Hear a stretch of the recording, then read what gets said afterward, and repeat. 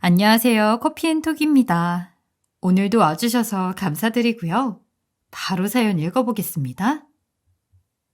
안녕하세요. 저는 곧 30대 후반을 맞이하는 여자입니다.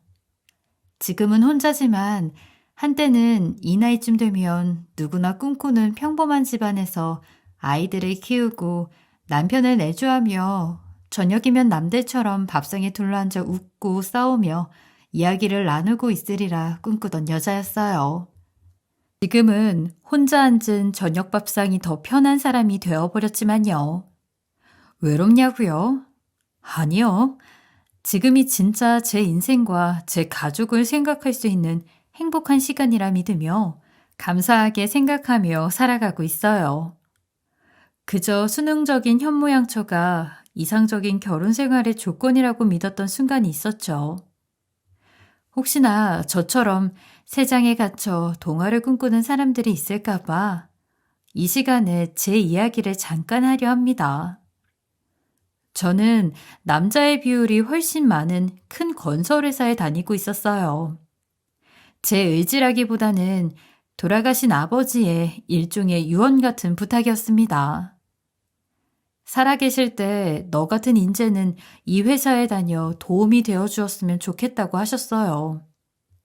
아버지의 깨복쟁이 친구분, 그의 아버지가 세우신 회사, 얼굴 한 번 뵌 적 없지만 돌아가신 분의 유지를 받든다는 마음으로 열심을 냈고 여자로는 이례적인 큰 프로젝트도 맡아 척척 해내는 능력 있는 회사원으로 자리했었어요. 그리고 그런 제 모습을 누구보다 격려하고 좋아하던 건 바로 남자친구였어요. 남자친구는 저보다 빠른 입사로 직급은 비슷했지만 제가 하는 모든 일에 앞장서서 잘 적응할 수 있도록 도와준 사람이었어요. 남자친구는 항상 입버릇처럼 여기서 많은 커리어를 쌓아 자신의 어머니가 가지고 계신 회사를 이마만큼 키우고 싶다고 포부를 보이기도 했습니다. 남편의 집안도 제가 다니는 회사 못지않게 잘 나가는 집안이었죠. 지역신문에는 단골처럼 등장하기도 하고 인터뷰 잡지에서도 종종 남자친구의 어머니를 만날 수 있었어요. 저처럼 홀어머니로 긍긍하며 하루하루를 살아가는 집과는 다른 세계이긴 했어요. 남들과 같이 적당한 연애 기간이 지나니 자연스럽게 남자친구는 결혼 이야기를 꺼냈고 두렵긴 했지만 어떻게든 설득하겠다는 남자친구의 말에 용기를 내서 결혼을 결심했어요. 집안의 격차는 나지만 저도 홀어머니 밑에서 자라 느끼는 마음은 같을 테니 누구보다도 시어머니의 마음을 잘 헤아릴 수 있으리라, 잘 해내리라 자신했어요. 하지만 그건 결혼 생활 한 달 만에 철부지 생각이었다는 것을 깨닫게 되었죠.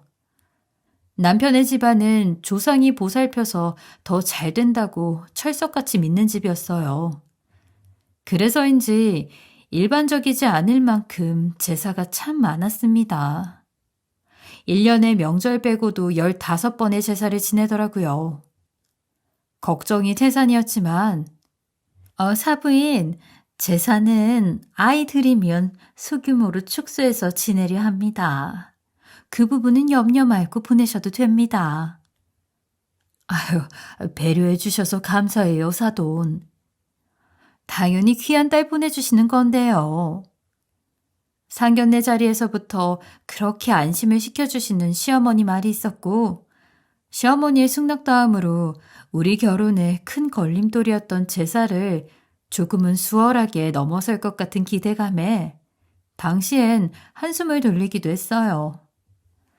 지금 생각하면 시어머니 말처럼 보잘것없는 집안에서 몸뚱이 하나만 들어와 별 볼 일 없는 저에게 그런 배려는 없을 것이라 의심을 했어야 했는데 지금도 그게 그렇게 순진했던 저에게 화가 나기도 합니다.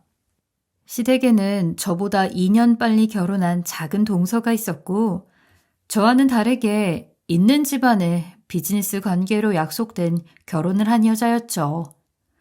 그래서인지 시어머니란 사람은 한 달 차부터 확연하게 차별하기 시작했어요. 아니, 넌 젊은 애가 가는 기가 먹었니? 왜 말귀를 못 알아들어? 없으면 몸뚱이로라도 때워야 할 거 아니니? 매 제사를 저 혼자 차려내라뇨, 어머니. 그러면 너희 동서가 와서 이런 굳은 일을 해야 돼? 평생 고생해 본 적도 없는 사람이 하는 게 맞겠니? 너처럼 여기저기 굴러먹다 몸으로 잘 때우래가 홀랐지. 없이 산 티 작작 내고 살아. 꼬박꼬박 말대꾸에 가정교육 수준하곤.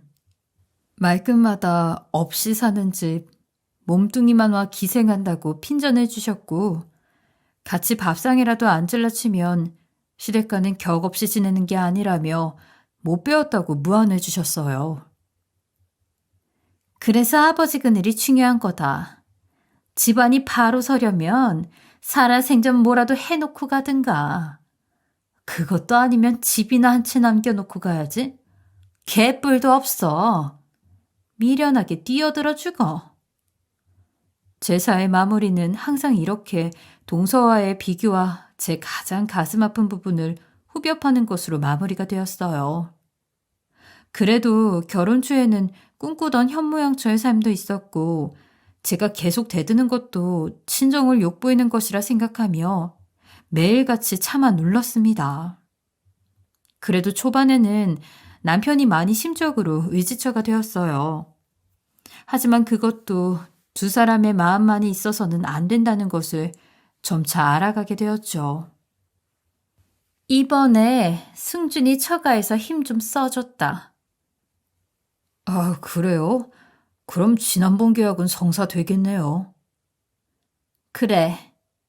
그러니까 너도 집안 좀 보고 하라고 좀 뜯어 말렸니?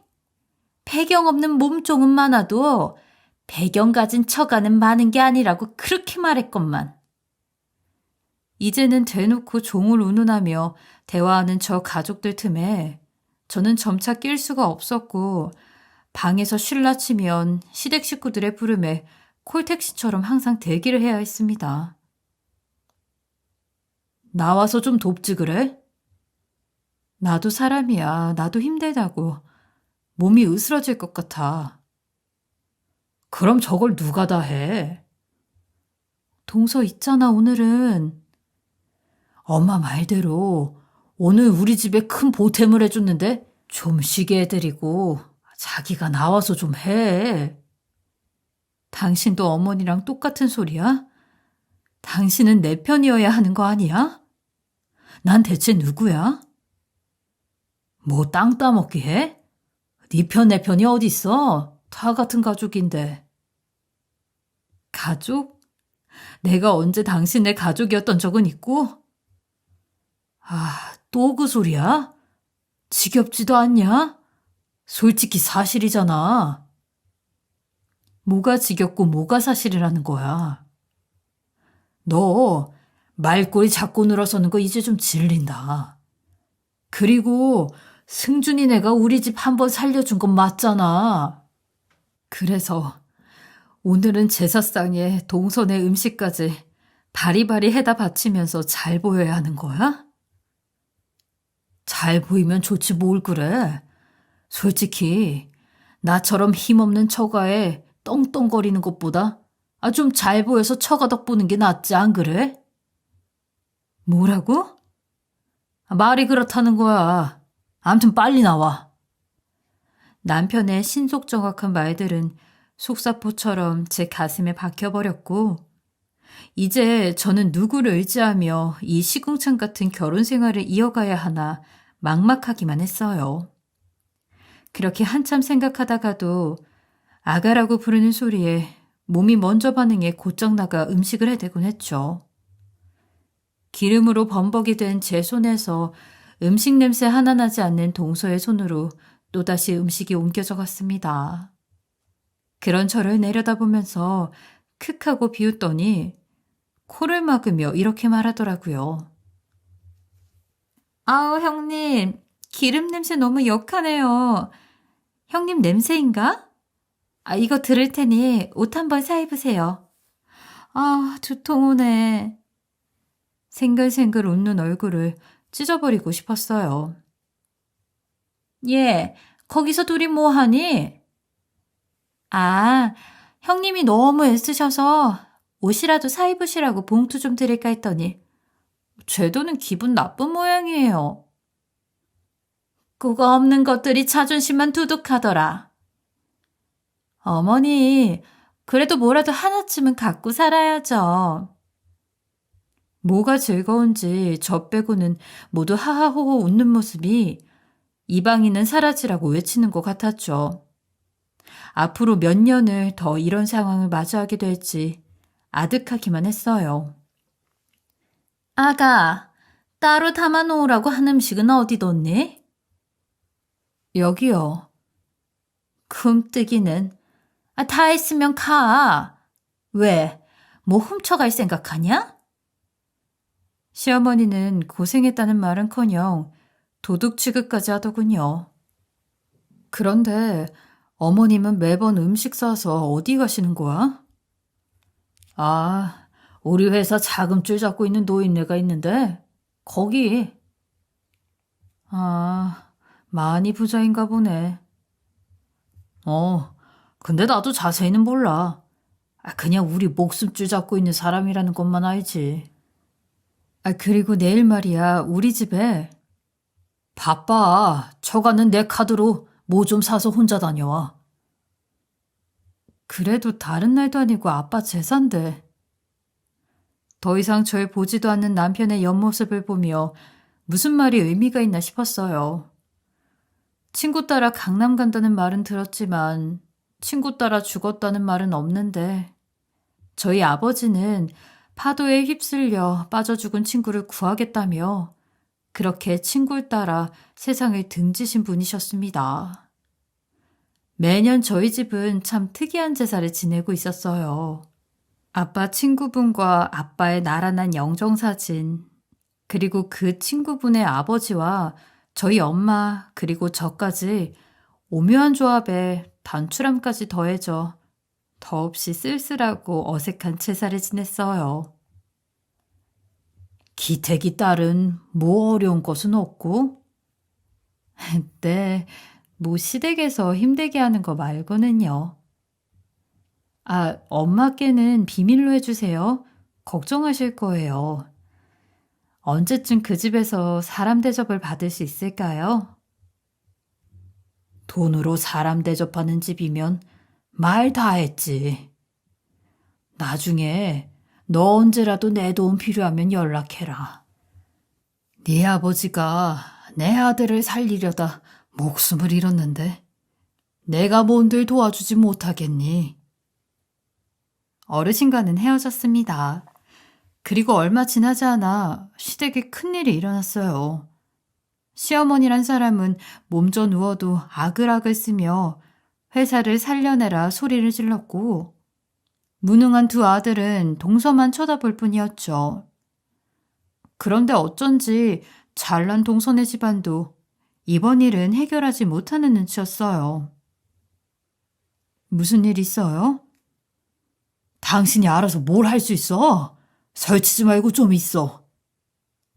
형님, 가만히 좀 있어요. 낄 때를 좀 하시라고요. 어머니, 저희 아빠가 자금은 어떻게든 알아보신대요. 내가 너희 집에 그렇게 해다 바쳤는데 고작 일할 때 돌아온다는 소리가 그거야?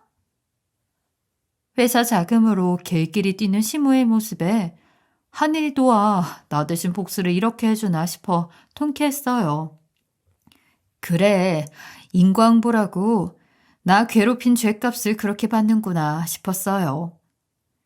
나 같은 건 도움도 안 된다면서 얼쩡거리지 말고 냉수나 떠오라고 하더군요. 벌은 난 못 준다더니 물을 떠서 쟁반에 담는데 갑자기 집에 벨소리가 나더니 저를 제외한 온 가족이 달려나가더라고요. 오셨어. 기다리셔. 빨리 나가. 난리통에 저만 부엌에 망부석처럼 써있는데 예상치 못한 사람이 집안에 걸어 들어오더라고요. 시어머니는 제게 얼른 차 준비해. 너 뭐해 고개 안 숙이고. 어르신? 또 보는구나 여기서. 사람이년 무섭다더니. 아니 어르신, 두 사람이 어떻게? 내가 여태 버티고 사는 이유가 다 이 친구 아버지 덕입니다. 네? 뭐라고요? 여기가 네 시가인 줄 알았으면 더 빨리 문제를 해결했을 텐데 이렇게 만나려고 그랬던 모양이구나. 네가 하라는 대로 하마. 내 아들 목숨 구해준 사람의 딸한테 뭔들 줘도 내가 아깝지가 않아. 다 말해도 된다. 제가 원하는 방향대로 문제를 풀어가겠다는 말이더군요. 몸이 휘청할 정도였지요. 제가 원하는 대로라니. 아직 저는 뭘 원하는지 정확히 알지 못했거든요. 멍해서 아무 말도 하지 못하는 저에게 본인 아들이 잡아간 제 아버지 노릇을 대신 해주시겠다고 하셨어요. 그렇게 한여름 태양처럼 따갑기만 했던 시댁의 시달림이 뜻하지 않게 만난 구름 그늘로 한 방에 사라지는 것만 같은 기분이 들더라고요. 그리고 매달 보내준 음식은 잘 먹었다. 기태기 딸내미 요리 잘하더구나. 기태기가 그걸 맛보고 가지 못해서 미안할 지경이었다. 그럼 고민해보고 연락해라. 물컵을 들고 서 있는 제 귀에 독촉하듯 앙칸신 소리가 믿기 힘든 목소리로 순간 변해버리더라고요. 우리 아가야? 꼬부라지는 부드러운 말씨에 소름이 돋을 지경이었지만 그런 목소리는 한 번도 저를 향한 적이 없기에 물컵을 들고 등을 돌렸어요. 네? 저요? 넌 네 윗사람이 저런 심부름이나 하게 만들고 뭐 하는 애야 버릇없게. 우리 집이 언제부터 이렇게 개념 없이 살았어 둘째야? 동서와 저는 이유는 달랐겠지만 동시에 놀라고 말았어요. 얘 큰애야. 네가 있어서 이렇게 정신없는데도 내가 견딜 수 있구나. 정말 고맙다. 네?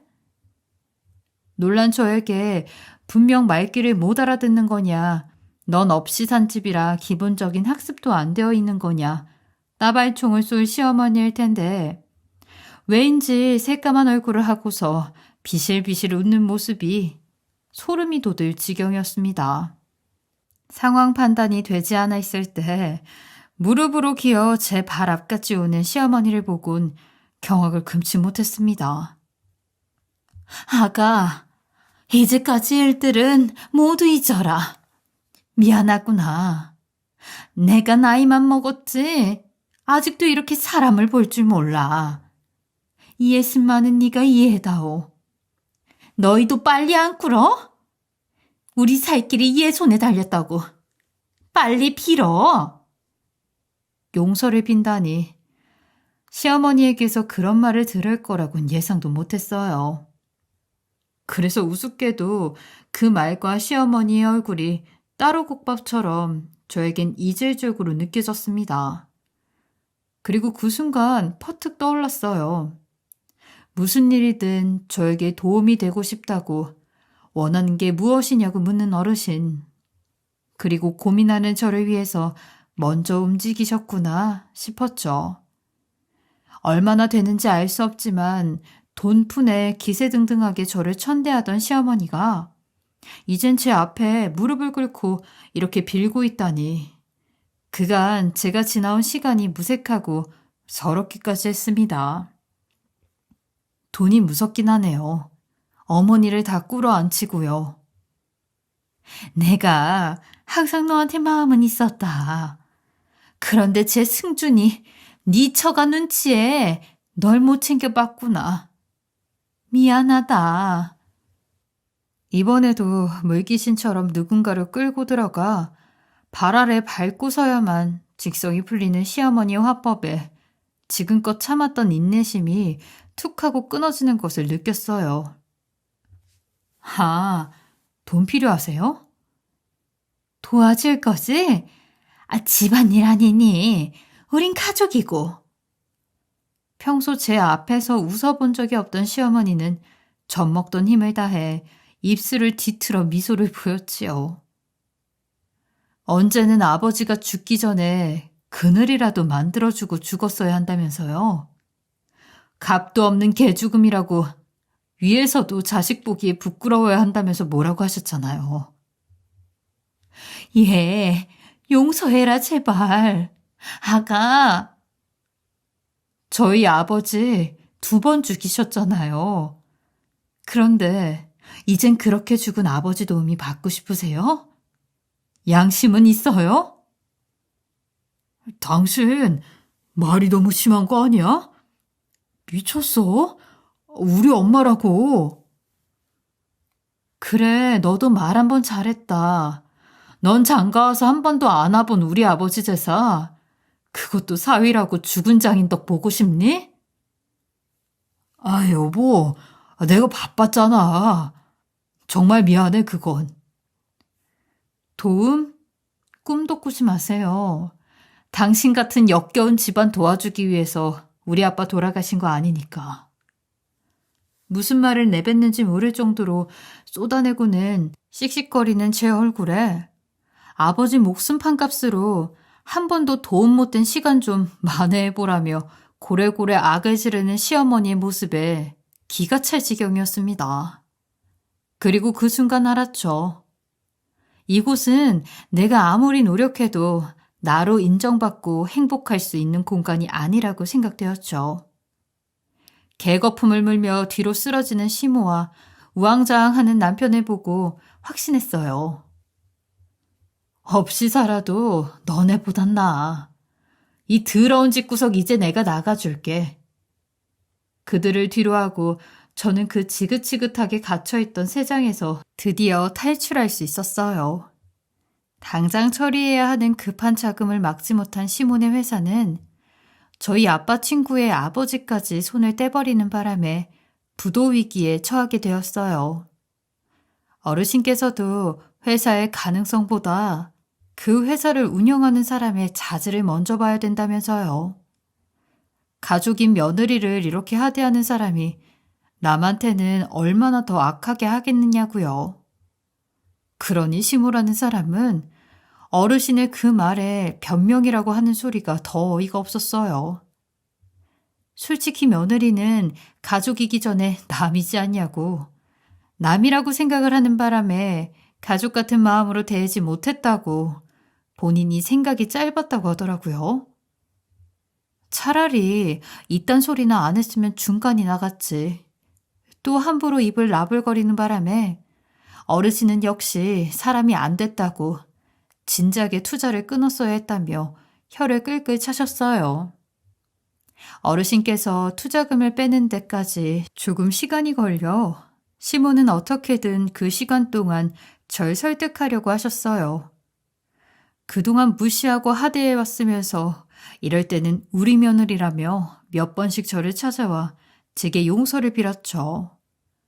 그러는 과정에서 본의 아니게 저희 엄마까지 이 모든 사실을 알게 되었는데 엄마는 그동안 이런 힘든 일이 있었으면서 왜 말을 안 했냐고 가슴을 치면서 우셨어요. 자식이 힘들면 부모는 온몸이 찢어지는 것 같다고요. 저도 엄마 생각한다고 말을 못했다며 둘이 부둥켜 안고 울었죠. 엄마는 시댁에서 제가 겪은 내막을 듣곤 저 대신 시모에게 복수를 해주셨어요. 시모가 찾아왔을 때 양동이에 미리 소금물을 받아놓은 후 물을 부어가며 여기가 어디라고 찾아왔냐고 개망신을 줬어요. 평생 엄마 입에선 들어본 적도 없는 말을 하시더라고요. 엄마는 그럼에도 성이 안 차셨는지 시모 회사 앞에서 1인 시위까지 하셨어요. 이런 악덕 회사는 망해야 정신을 차린다고요. 그리고 혹여나 회사에서 부당한 대우를 받은 분들이 있으면 나한테 연락을 하라는 피켓까지 만드셨는데 제가 못한 일을 엄마는 하시더라고요. 엄마는 그런 제게 자식 일이라면 목숨까지 내놓을 수 있다고 하셨어요. 저도 그런 엄마를 보고 같이 1인 시위에 동참을 하며 부당 대우를 받은 직원들의 고발을 기다렸어요.